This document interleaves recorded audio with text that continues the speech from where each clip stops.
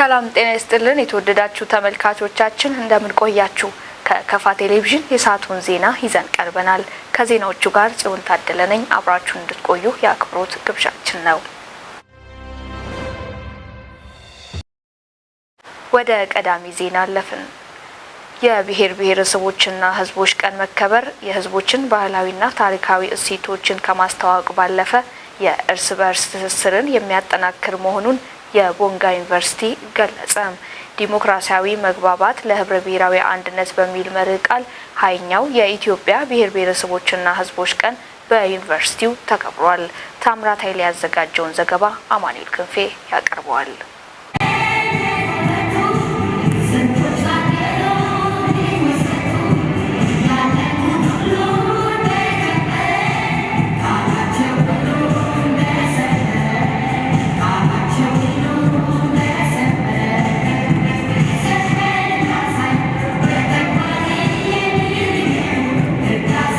በመርሃ ግብሩ የተገኙት የዩኒቨርሲቲው ተጠባባቂ ፕሬዝዳንት ዶክተር ደገላ እርጋኖ የበዓሉ መከበር ዲሞክራሲያዊ ባህል መገንባት ለህብረ ብሔራዊ አንድነትና ለፌዴራል ስርዓት መጠናከር እጅግ አስፈላጊ ነው ብለዋል።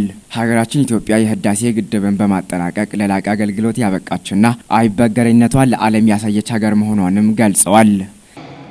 ሀገራችን ኢትዮጵያ በያዝነው ዓመት መባቻ የህዳሴ ግድብ በስኬት በማጠናቀቅ ለላቀ አገልግሎት ያበቃች እና ከዚህ አንጻር በርካታ ዓለም አቀፍ ጫናዎችን ተቋቁማ በተባበረ አቅም አይበገሬነቷን ለዓለም ህዝቦች በግልጽ ያሳየችበት ምዕራፍ የቅርብ ጊዜ ትውስታ ነው።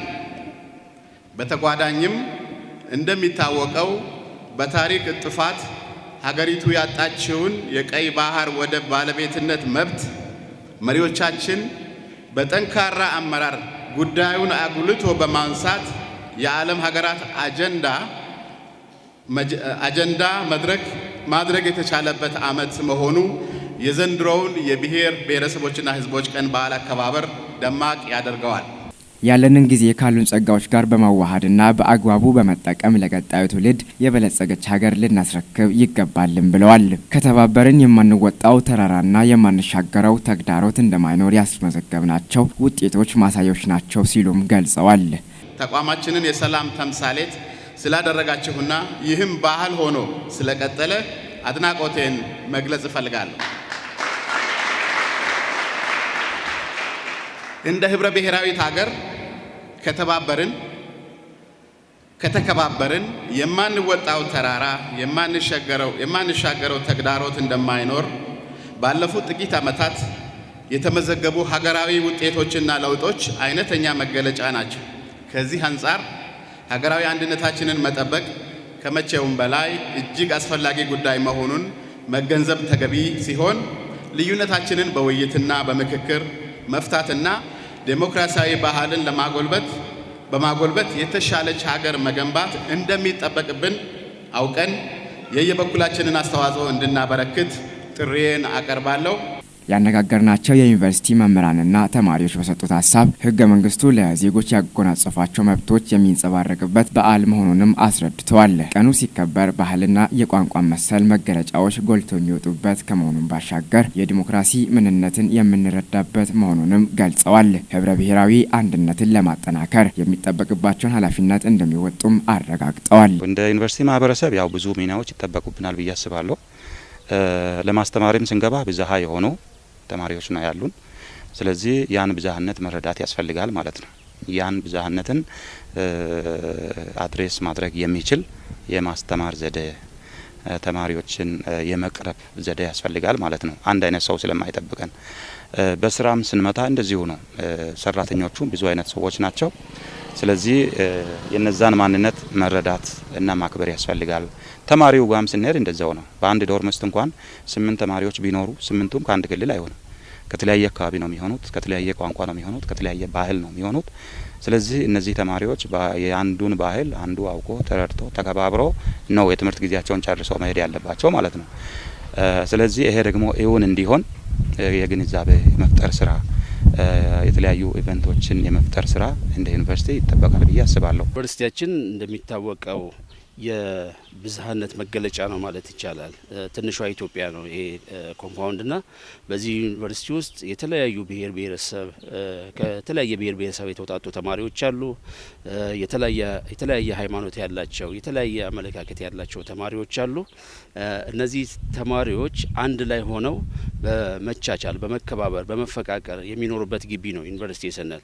ስለዚህ ይሄ ባህል ደግሞ በሚከበርበት ጊዜ እነዚህ ልዩነቶች ብዝሃነት የልዩነት መገለጫ ሳይሆን አንድነትን የሚያጠናክሩበት አንዱ ተማሪ ከሌላው ተማሪ የሚማርበት የሌላውን ባህል የሚያውቅበት እንዲሁም ደግሞ የሌላውን ባህል የሚያከብርበት የሌላውን ቋንቋ ጭምር የሚለማመድበትና በተለያየ አካባቢ ያሉ ባህላዊ ኩነቶች ምን ይመስላሉ የሚለውን ጭምር የሚያውቁበትና በተለይ አንድነታቸውን አጠናክረው ለዲሞክራሲ ግንባታም እንዲሁም ደግሞ ለሀገር እድገት ማበርከት የሚገባቸውን ነገር ከዚህ እየተማሩ እንዲሄዱ ሊያደርጋቸው የሚችል በመሆኑ ከፍተኛ ፋይዳ አለው ለተማሪዎች የሚል እምነት አለ። የብሔር ብሔረሰቦች ያው በዓል የሚከበርበት ዋነኛው ፋይዳው እኛ የመጀመሪያው አንድነታችንን ለማሳወቅ ነው። ያው ዩኒቨርሲቲያችን ትንሽ ኢትዮጵያ ትባላለች። ያ በዩኒቨርሲቲ ውስጥ ያሉ ሁሉም ብሔር ብሔረሰቦች ምንም አይነት ፓርሻሊቲ ሳይኖር አንድ ላይ በዓላቸውን እንዲያከብሩ እየተደረገ ያለ ነው። በተለይ አንድነትን ለማበልጸግ የሚደረግ ስራ ነው። በመጀመሪያ ብዙ ነገር የሚጀምረው ከዩኒቨርሲቲ ተማሪ ነው። የዩኒቨርሲቲ ተማሪ ማለት ሙሉ ሕዝብን ወክሎ የሙሉ ብሔር ብሔረሰብ የሚኖርበት ነውና ለቀጣዩም እድገታችንን በዚሁ ለማስቀጠል ብዙ አንድነት ላይ መስራት ልዩነታችንን በመከባበር በመቻቻል አንድነታችንን ማጠንከር ነው ላለው። የባንክ አገልግሎት በወረዳው ባለመኖሩ ምክንያት መቸገራቸውን ለከፋ ማህበረሰብ ሬዲዮና ቴሌቪዥን ጣቢያ አስተያየታቸውን የሰጡት የጨታ ወረዳ ነዋሪዎች ተናገሩ። በኢትዮጵያ ንግድ ባንክ የቦንጋ ቅርንጫፍ በበኩሉ ችግሩን ለመቅረፍ ከዲስትሪክቱ ጋር እየሰራ መሆኑን አስታውቋል። ሀብታም ወልደስላሴ ያዘጋጀውን ዘገባ እንደሚከተለው ይቀርባል። የባንክ አገልግሎት በወረዳው ባለመኖሩ ምክንያት መቸገራቸውን ለከፋ ማህበረሰብ ሬዲዮና ቴሌቪዥን ጣቢያ አስተያየታቸውን የሰጡ የጨታ ወረዳ ነዋሪዎች ጥያቄያቸው በቅርብ ጊዜ እንዲፈታ ጠይቀዋል። ባንክ ያለመኖሩ ቅድም እንዳልኩት እንግዲህ ቋንቋ ነው ተለያየ እንጂ ባንክ ያለመኖሩ እኛን ይጎዳናል። ምክንያቱም ሰርተን ውለን እዛ ብናስቀምጥ ለኛ ጥቅም ነው። ሰርተን ውለን ማታ አንዱ ገፍቶኛ ብራችን ይወስዳል ወይም ለብር ብሎ እኛን ይገላል ብለን ወስደን አስቀምጠን ነገ ደግሞ ሲነጋ የምንሰራ ስራ ሲኖር ሄደን አውጥተን እንሰራለን። ግን አሁን ይሄ ባንክ ስለሌለ ችግር ነው። ይሄ ለኛ ለእድገትም ለኑሮም ጸር ነው ብዬ ነው የምናገረው። ደረጃ 2 ግብር ከፋይ ነኝ። እንደኔ ሲወስድ በየ3 ወሩ ግብር ከፍላለሁ። ባንክ ነው የሚያስገባው። በየ3 ወሩ መመላለስ አለ። ከዛ ጋርም ጡረተኛ ነኝ። በየወሩ ቦንጋ እጅ ነው አበሌን የሚያገኘው። ይሄ ችግር ተዳምሮ የሚሰራው ዜሮ ባላንስ ነው። ይሄ ባንክ ለኛ ቢመቻች መልካም ነው። ማህበረሰቡ በአጭር ጊዜ ውስጥ ያለውን ሀብት ቆጥቦ ስራ ላይ አውሎ ከባንክ መበደር ያለበትን ገንዘብም ደግሞ በቁጠባው ልክ ተበድሮ አካባቢው ማልማት የሚችልባቸው ሁኔታዎች ስላሉ መንግስት ማየት የሚችልበት ሁኔታ ቢኖር ጥሩ ነው። ከዛም እንቆጥባለን። ከቁጠባም ደግሞ በቅርብ ቦታ ላይ ጡረታ እናገኛለን። ከቆጠብነው ገንዘብ የወሰርን ችግራችን እናቃልላለን። ለራባችን ለጥማታችን ለቤተሰቦቻችን ችግርም እንኳን የመጥቀም ስርዓተ ማህበሩ እንዲኖር እናውቃለን። ባንክ ቢኖር የሚጠቅመን ነገር ብራችንን እንቆጥባለን።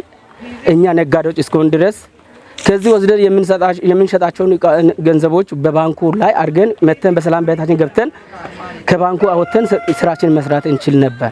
የወረዳው ዋና አስተዳዳሪ አቶ ሰለሞን ኃይሌ በበኩላቸው ለህዝብ ባንክ ጥያቄ ምላሽ ለመስጠት እየተሰራ ነው ብለዋል። ባንክን አስፈላጊነት ሁላችንም የምናውቀው ነገር ነው። ለአንድ አካባቢ ባንክ እጅግ በጣም አስፈላጊ ተቋም ነው። ያው ባንክ ለአካባቢውም ለህዝቡም ከፍተኛ ዘርፈ ብዙ ጠቀሜታ አለ ተቋም ነው። ኢኮኖሚያዊ ጠቀሜታ አለው። ፖለቲካዊ ጠቀሜታዎችም አሉ። ማህበረሰቡ ተረጋግቶ በአካባቢው ባለበት አካባቢ ያለውን አቅም ሀብት አስቀምጦ እንቅስቃሴ እንዲያደርግም የሚያስችል ነገር ነው። በርካታ ማህበራዊም ፖለቲካዊም ኢኮኖሚያዊም ጠቀሜታ ያለ ተቋም ነው። ይሄ ተቋም እንግዲህ በእኛ አካባቢ በእኛ ወረዳ በሚፈለገው ፍጥነት በወቅቱ ባለመግባቱ ከፍተኛ ችግር ውስጥ ነው ወረዳውም ህዝቡም የቆየው። ኢኮኖሚያዊ አቅሞች፣ ምርቶች፣ እንቅስቃሴዎች፣ ሀብቶች ይንቀሳቀሳሉ። እነዚህን አቅሞች ቅርብ ቦታ ላይ ባንክ ቢኖር እነዛን ገንዘቦች አቅሞች ቅርብ ቦታ ላይ አስቀምጦ ማህበረሰቡ ያለምንም ስጋት ያለምንም ችግር እያስቀመጠ እየቆጠበ ሌላ አካባቢ ሄዶ እያወጣ የንግድ ስርዓቱንም ሌሎች ኢኮኖሚያዊ እንቅስቃሴዎችን እያደረገ የሚሄድበት ጉዳይ ነበር።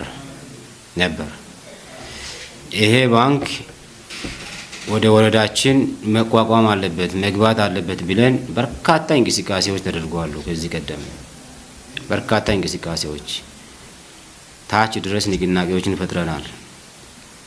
ማህበረሰባችን ሁሉም አካውንት ከፍቶ ቆጥቦ ገንዘቡን በባንክ አድርጎ በዚህ ቁጠባና በዚህ መነሻ እንቅስቃሴ ባንክ ወደ አካባቢያችን መምጣት መቻል አለበት የሚለውን ንቅናቄ ፈጥረን የሰራናቸው ስራዎች አሉ።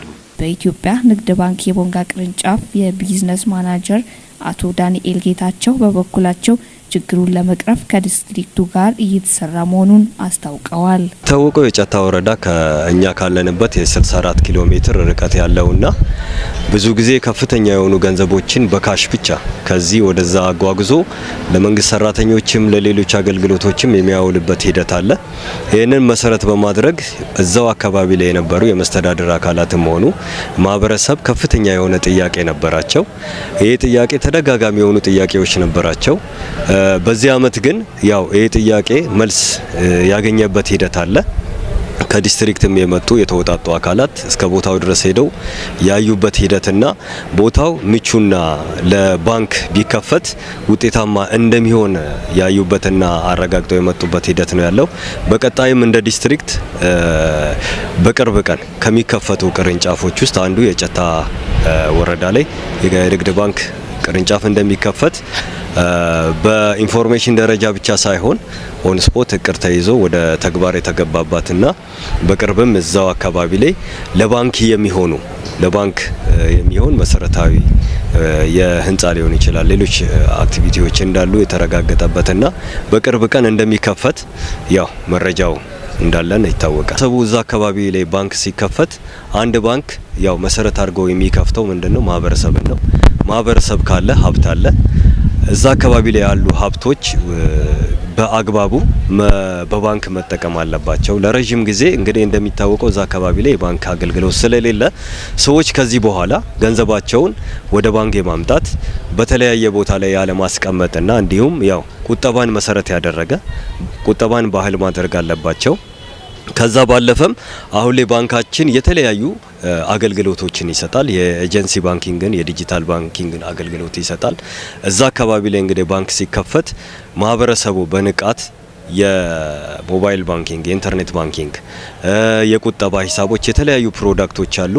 እነዚህን የመጠቀም ባህል ማጎልበት አለበት የሚል መልእክት አለኝ። ውስን የሆነውን የመንግስትና ህዝብ ሀብት ለታለመለት ዓላማ በማዋል ረገድ ሁሉም የድርሻውን መወጣት እንዳለበት የከፋ ዞን አስተዳደር ስነ ምግባርና ጸረ ሙስና መከታተል ዳይሬክቶሬት አስገነዘበ።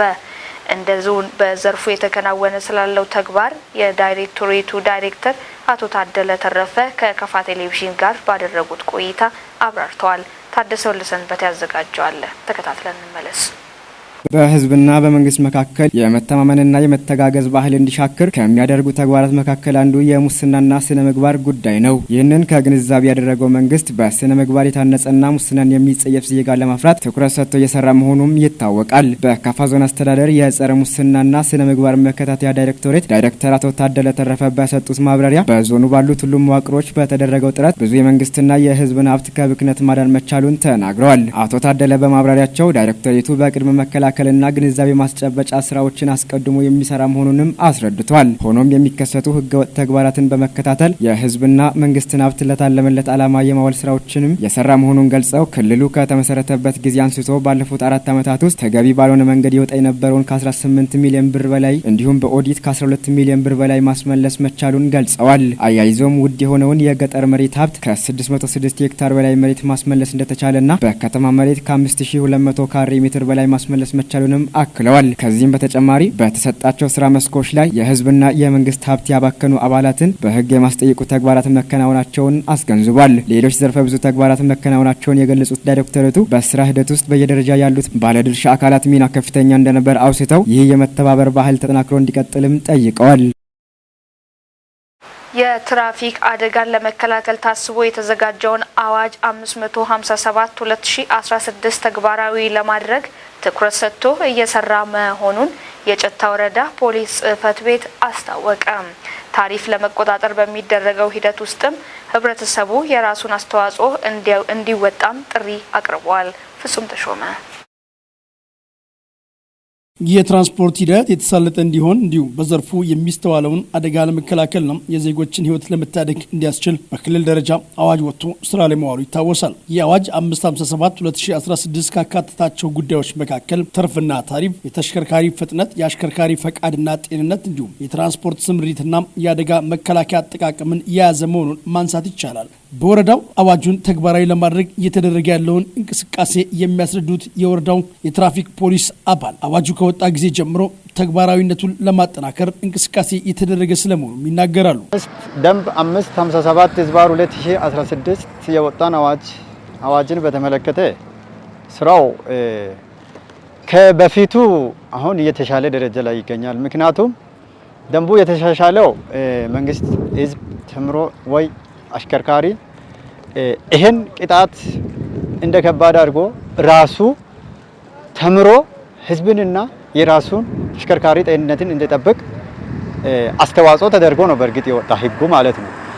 ያን በተከተለ አሁን ባለው ደረጃ በእንደጨና ወረዳ ስራዎቹ እንደ አዲሱ በ557 አዋጅ መሰረት በጣም ክትትል ተደርጎ እየተሰራ ነው። በሆነም ያው ደንብና በደንቡ መሰረት የትርፍና ታሪፍ ላይ ያለውን ክፍተቶችን በተመለከተ ትርፍ አሁን በዚህ ደረጃ ላይ ትርፍን በተመለከተ ትርፍ በጣም ጥሩ ነው። ምክንያቱም ለትራፊክ ፖሊስ ክትትል እና ቁጥጥር ምቹ እንዲሆን ትርፍ በወንበር ተቆጥሮ የሚደረግ ነገርና ታይቶ የሚታይ ነገር ነው፣ እርምጃ የሚወሰድ ነገር ነው። እነዚህን ለመከታተል በሚደረገው ሂደት ውስጥም ከተቆጣጣሪዎች ጎን ተጠቃሚ የህብረተሰብ ክፍል የበኩሉን አበርክቶ መወጣት እንደሚገባውም አጠያይቅም። ሆኖም በጨና ወረዳ በሚደረገው የታሪፍ ቁጥጥር ሂደት ውስጥ ይህ ክፍተት መስተዋሉን ባለሙያው አንስተው ህብረተሰቡም ይሁን የሚመለከተው አካል ከትራፊክ ጎን እንዲቆምም ጥሪ አቅርበዋል። ታሪፍ ላይ ያለውን ክፍተት በተመለከተ ታሪፍ ብዙውን ጊዜ አሁን ችግር እየፈጠረ ያለው ምንድነው? ተሳፋሪ ከአሽከርካሪ ጎን በመሆን ለምሳሌ ከሚዛን ቦንጋ 500 ከፍሎ ታርፉ 350 ብር ነው። ስንት ከፈላችሁ ብለን አሁን መንገድ ላይ ቆመን ስንጠይቅ እኛ የከፈልነው 500 ከከፈለ በኋላ 350 ነው ይላል። በታሪፍ ነው ይላል። አሁን ይሄ ማወቅ በጣም ለኛ ይከብዳል። በእርግጥ ያ ሰው እኮ 500 ከፍሎ ነው። ከዛ በዛ አንፃር በጣም ታሪፍ ላይ መከታተልና ቁጥጥር ማድረግ ለኛ የሚከብድበት ሁኔታዎች ናቸው የሚታዩት። ግን ተሳፋሪ እኛ ጎን ሆኖ እንዲሰራ አብዛኛውን ጊዜ ተሽከርካሪዎችን አቁመን ስልካችን እንሰጣለን። ምክንያቱም ያ ሰው መኪና ውስጥ ከገባ በኋላ እኛን ያጉላላል፣ መንገድ ላይ እንትን እንሆናለን በማለት ይፈራል። ያን ታሳቢ አድርገን ስልካችን ስንሰጥ ስትሳፈሩ የትም ሆናችሁ ስትሳፈሩ በዚህ ሜሴጅ ብቻ ጻፉ። ሜሴጅ የመኪና ታርጋና መኪና ታርጋን ብቻ ሰሌዳ ቁጥር ብቻ ጽፋችሁ ስትልኩ እኛ እርምጃ እንወስዳለን በሚል አብዛኛውን ጊዜ ስልካችን እንግዲህ አማራጭ ስናጣ ስልካችን የምንሰጥበት ሁኔታዎች ናቸው ያሉት።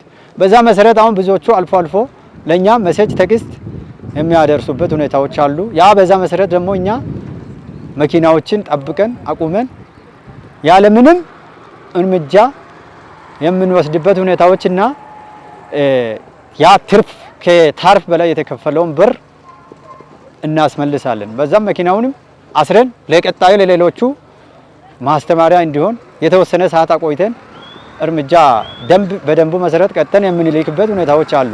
ያ በዛ መሰረት ደግሞ አጠቃላይ ህዝቡ የአሽከርካሪ ጎን ሳይሆን በእኛ በትራፊክ ፖሊስ ጎን ሆኖ ያን የታርፍ ጉዳዮችን ቢያስተካክል ለቀጣይ ጥሩ ሆኖ ይሰራል የሚል ሀሳብ አለን። ነገር ግን በወረዳው በነበረን ቆይታ መታዘብ እንደቻል ነው በሞተረኞች ላይ የሚደረገው የጭንቅላት መከላከያ ሄልሜት አጠቃቀም ክፍተት ያለበት መሆኑን ብንገነዘብም የተሰጠን ምላሽ ግን ግንዛቤ የማስጨበጥ ተግባር ላይ ያተኮረ መሆኑን የትራፊክ ባለሙያው ይናገራሉ። አሁን የሞተሮቹን በተመለከተ ሞተር አሽከርካሪዎች አብዛኛውን ጊዜ እኛ ሰብስበን ግንዛቤ እንሰጣለን። ምክንያቱም ሄልሜቱ ለጌጥ ሳይሆን ለራሳቸው ደህንነት ነው ወይ ለራሳቸው ደህንነት ነው። ይህን እንድትጠቀሙ ሄልሜት እንድትጠቀሙ ብለን አብዛኛውን ጊዜ ሰብስበን ትምህርት እንሰጣለን። በዛ መሰረት ደግሞ በዛ አንፃር አብዛኛው አልፎ መስሪያ ቤቶች ላይ ይታያል። መስሪያ ቤቶችን ባለፈው ቅርብ ጊዜ ወዲህ በትምህርት በመስጠትና እንድትጠቀሙ በማድረግ አሁን አጠቃላይ የመስሪያ ቤቶች ሄልሜት እየተጠቀሙ ሁኔታዎች አሉ። ያ የቀሩትም አብዛኞቹ እንድትጠቀሙና ያ በወሰዱት ግንዛቤ መሰረት አሁን ከመቶ ቢያንስ 75 ያው እየተጠቀመ ነው። የቀሩትም ደግሞ ክትትል አድርገን መጀመሪያ ትምህርት ከሰጠን በኋላ የተውቱን አሁን እኛ እርምጃ በደንቡ መሰረት ለመስጠት እየተከታተልን ያለንበት ሁኔታዎች ናቸው።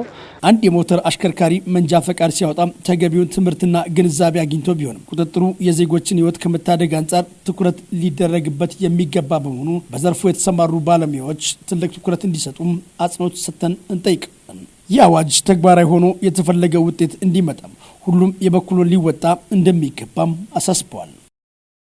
በዞን ደረጃ ለሚካሄደው የተቀናጀ የፖሊዮ ክትባት ዘመቻ ውጤታማነት ባለድርሻ አካላት በትኩረት ሊሰሩ እንደሚገባ የከፋ ዞን ጤና መምሪያ አስታወቀ።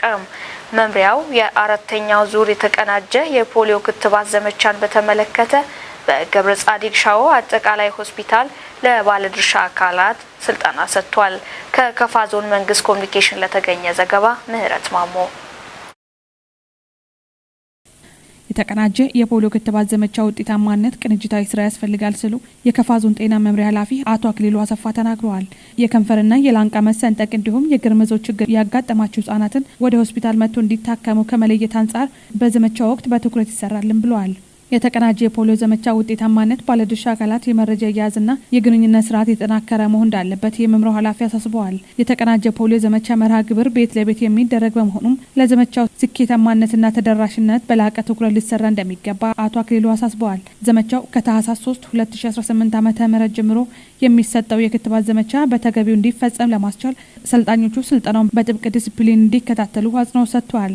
የመምሪያው ኃላፊ አያይዞም የማርበርግ ቫይረስ መተላለፊያ መንገዶችና መከላከያ ዘዴዎችን ለህብረተሰቡ ግንዛቤ በማስጨበጥ እንዲጠነቀቁ አጽንኦት ሰጥተው መስራት ያስፈልጋልን ብለዋል።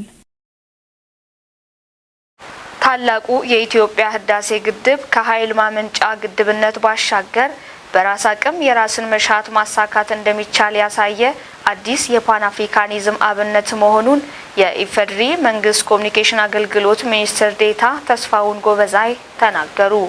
ሚኒስትር ዴኤታው አርት አፍሪካ ባዘጋጀው የአፍሪካ ሚዲያ እውቅና መድረክ ዋዜማ ላይ ባስተላለፉት መልእክት ኢትዮጵያ የፓን አፍሪካኒዝም ማዕከልነቷን ታላቅ የኢትዮጵያ ህዳሴ ግድብ በራስ አቅም በመሳካት እንደገና ማስቀጠሏን አመላክተዋል።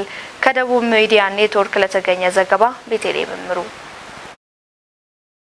ኢትዮጵያውያን ላብ፣ ደም፣ ገንዘብና እውቀት አዋጥተው በሉዓላዊ ግዛታቸው ውስጥ የራሳቸውን ውሃ ለመጠቀም ግድቡን እውን ያደረጉት በቀደምቶቹ ፓን አፍሪካዊ እሳቤ ተመርተው ነው። ይህ ደግሞ ለላቀ ፓን አፍሪካዊ ድል የሚያነሳሳ ሌላ አዲስ መሰረት ነው ብለዋል አቶ ተስፋውን በመልእክታቸው። የነበሩ ትርክቶችን የለወጠ የዓለምን ትኩረት የሳበና የኢትዮጵያን የመቻል አቅም ያሳየ ፕሮጀክት እንደሆነ ያስታወሱት ሚኒስትር ዴኤታው ህዳሴ የግጭት ሳይሆን የአንድነትና የትብብር ማዕከል አስኳል የውሃ አጠቃቀም ፍትሐዊነት ማሳያ ነው ብለዋል። የሩሲያው አሪቲ ሚዲያ ተቋም ባዘጋጀው የአፍሪካ ሚዲያ እውቅና መድረክ ለመታደም የመጡ የሀገራት ኮሚሽንና ኢንፎርሜሽን ሚኒስተሮችና ተወካዮች፣ የቀድሞ ፓን አፍሪካኒስት መሪዎች ልጆች፣ የአፍሪካ ሀገራት የሚዲያ ተቋማት ኃላፊዎችና በአህጉሩ ተጽዕኖ ፈጣሪ ግለሰቦች በአዲስ አበባ ገብተዋል። በዚህ ወቅት በነበረው የእንግዶች የመክፈቻ ንግግር ላይ መልእክት ያስተላለፉት አቶ ተስፋውን ጎበዛይ የበለጸገች የተባበረችና የተረጋጋች አፍሪካን ያልሙ የነበሩ ቀደምቶቻችንን መሻት ለማሳካት ልጆቻቸውና የሚዲያ ተቋማት ኢትዮጵያ ላይ በመገኘታችሁ ደስ ብሎናል፣ ኮርተናልም። አሁንም በቀደምቶቻችን የአንድነትና የትብብር መንፈስ የአህጉራችንን ጸጋ እናለማለን፣ የበለጸገች አፍሪካን እውን እናደርጋለን፣ የተዛቡ ትርክቶችንም እንገራለን ብለዋል።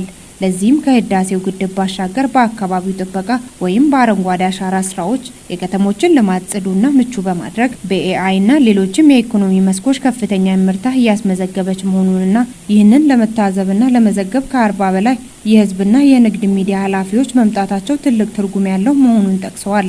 ለዚህም ውድድሩን በማዘጋጀት ከፍተኛ ሚና ለተወጣው ዋሪቲ ሚዲያ ምስጋናቸውን አቅርበዋል። በምሽቱ መርሃ ግብር ላይ የኔልሰን ማንዴላ፣ ኳሜ ንክሩማ፣ ፓትሪስ ሉሙምባ፣ ጁሌስ ነሬሬ፣ ኬኔት ካውንዳና ሌሎችም የፓን አፍሪካኒዝም አቀንቃኝ የቀድሞ መሪዎች ልጆች፣ የሚዲያ ኃላፊዎችና ተጽዕኖ ፈጣሪ ግለሰቦች ተገኝተዋል። በመደመር መንግስት እይታ በግብርናው ዘርፍ ከቤተሰብ ፍጆታ ባለፈ ገበያ ተኮር ምርቶችን በአይነት በምርት ብዛትና በጥራት በማምረት የምርታዊ ለውጥ መመዝገቡን የግብርና ሚኒስቴር አስታወቀ። ከኢትዮጵያ ዜና አገልግሎት ለተገኘ ዘገባ እንደሚከተለው ይቀርባል። ጠቅላይ ሚኒስትር ዶክተር አብይ አህመድ በመደመር መንግስት መጽሐፋቸው እንዳሰፈሩት በኢትዮጵያ ባለፉት 10 ዓመታት የተሰራው የግብርና ልማት በአነስተኛ የገበሬ ማሳ ላይ ያተኮረ ነበር።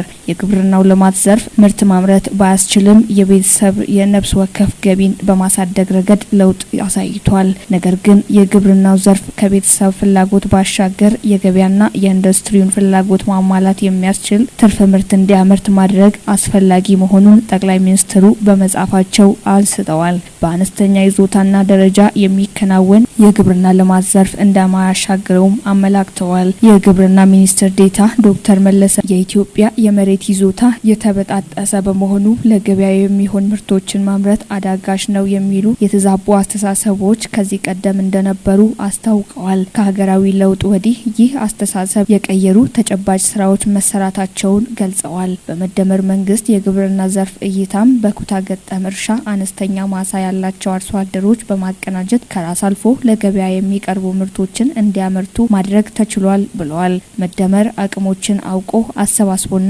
አከማችቶ የግብርና ትራንስፎርሜሽንን ማረጋገጥ መሆኑን አንስተዋል። አሁን ላይ አርሶ አደሩ ከራስ ፍጆታ ባለፈ ለገበያ እንዲሁም ለኢንዱስትሪ መቅረብ የሚችሉ ምርቶችን በአይነት በብዛትና በጥራት ማምረት መቻሉን አመላክተዋል። የኢትዮጵያ ግብርና ትራንስፎርሜሽን ኢንስቲትዩት ዋና ዳይሬክተር ዶክተር ማንዳፍሮ ንጉሴ የግብርና ዘርፍን ምርትና ምርታማነት የበለጠ ለማሳደግ የስራና የአስተሳሰብ ለውጥ ያስፈልጋል ብለዋል። ግብርናውን ለማሻገር ጊዜን፣ ቴክኖሎጂንና የሰው ኃይልን በአግባቡ መጠቀም ወሳኝ መሆኑን ጠቅሰው ለዚህ ደግሞ የተሰባሰበ አቅምና ትብብርን ማጎልበት ተገቢ መሆኑን ጠቅሰዋል። አመራሮቹ አክለውም የመደመር መንግስት ለተከተለው አዲስ እይታ በመንግስት በአርሶ አደሩ በባለ ሀብቶችና በልማት አጋሮች መካከል የግብርና ትብብር ከመቼውም ጊዜ በላይ መጠናከሩን ገልጸዋል። ይህም የግብርናውም ሆነ አጠቃላይ የገጠር ሽግግር ቅንጅትን እንደሚጠይቅ በመደመር መንግስት መጽሐፍ የተጠቆመውን እሳቤ ያሳያል ነው ያሉት። መንግስት የዘርፉን ተዋናዮች አቅም በማቀናጀትና ግብርናን ወደ ኢንቨስትመንት ማዕከልነት በማሻገር ተጨባጭ ውጤቶች እየተመዘገቡና በርካታ አርሶ አደሮች ወደ ኢንቨስተርነት እየተሸጋገሩ መሆኑን ጠቅሰዋል። ክቡራትና ክቡራን ተመልካቾቻችን ከከፋ ቴሌቪዥን ለሰዓቱ የያዝናቸው ዜናዎች የእስካሁኖቹ ነበሩ። ዜናዎቹን እየመራው ጽዮን ታደለ ቆይታ አደረጉ። ቀሪ የከፋ ቴሌቪዥን መሰናዶች ይቀጥላሉ። በያላችሁበት መልካም ጊዜ ተመኘው።